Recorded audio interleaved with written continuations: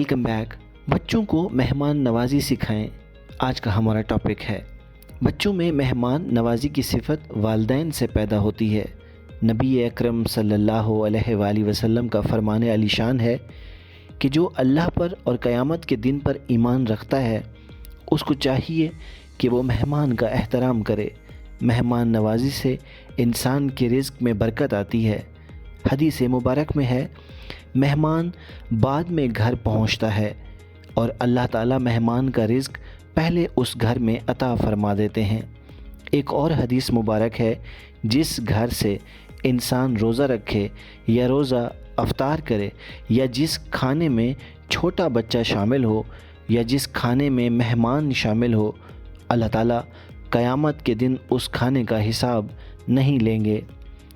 मेहमान नवाजी मोमिन की शान है।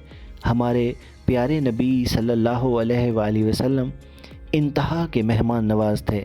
मेहमान नवाजी किस तरह की जाती है ये अपने बच्चों को ज़रूर बताएं, जैसा कि मेहमान को सलाम करना, चाय पानी का पूछना, गर्मी का मौसम हो तो पंखा चलाना, मेहमान को मेहमान खाने में बिठाना, रुखसत करते वक्त दरवाज़े तक छोड़ना, अल्लाह हाफ़िज़ या खुदा हाफ़िज़ कहना।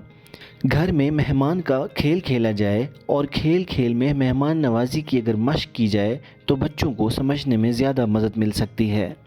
दोस्तों, बच्चों की तरबियत के हवाले से ये सीरीज़ जारी है। अगर आप अपने बच्चों की बेहतर तरबियत करना चाहते हैं तो मेरी इस पूरी सीरीज़ से ज़रूर फ़ायदा उठाएँ। अल्लाह ताला आपके बच्चों की हिफाजत फरमाए। वीडियो देखने का बहुत शुक्रिया। आपसे गुजारिश है कि चैनल को सब्सक्राइब करें। Thanks for watching. Stay tuned.